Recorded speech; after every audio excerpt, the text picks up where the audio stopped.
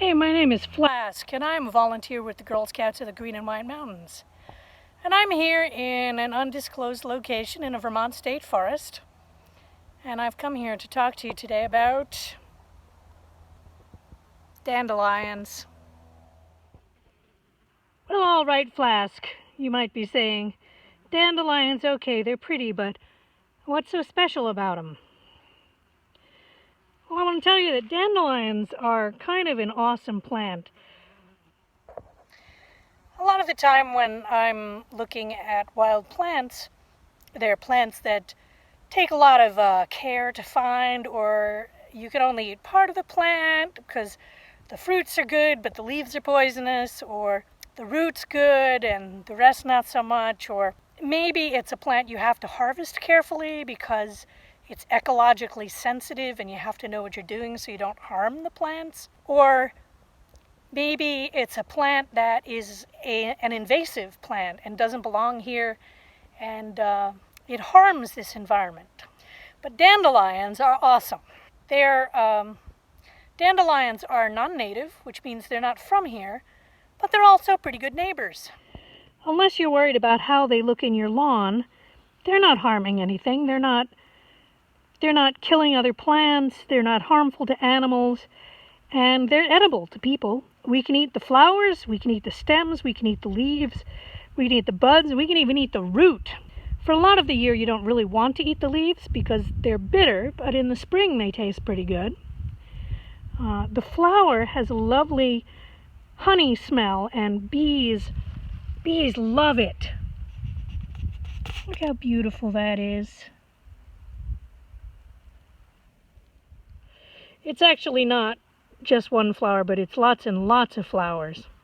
And a great thing about dandelion is it has a really, really deep root, one single taproot that goes way, way down deep in the soil. And they grow like in this area here that we're looking at. This is an old road, so the soil is very, very compacted, which means it's been pressed down a lot. And a lot of other plants can't grow here because the soil is compacted. But dandelions can. They send their deep, deep root down. And even if the soil is impoverished, if other plants have taken all the nutrients, dandelions send their big taproot down in there and they suck up nutrients and they bring it to the surface so that they can use it, but also other plants can use it.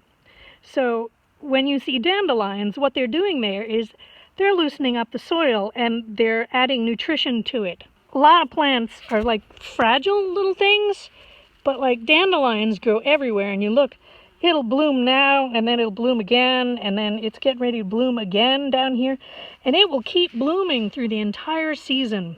So what I'm doing out here with the dandelions today is I am getting these buds. These are the auxiliary buds.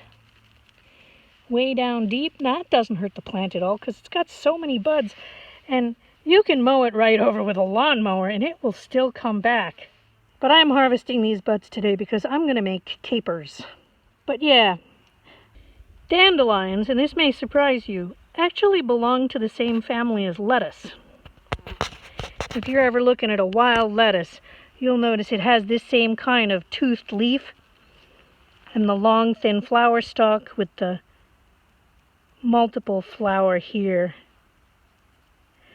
And the stem is hollow and exudes that milky kind of sap. And that's a long, long way from grocery store lettuce because we've used selective breeding to make lettuces look a lot different. But yeah, they're cousins to dandelions. A dandelion is a beautiful, beautiful flower. It's beautiful and useful.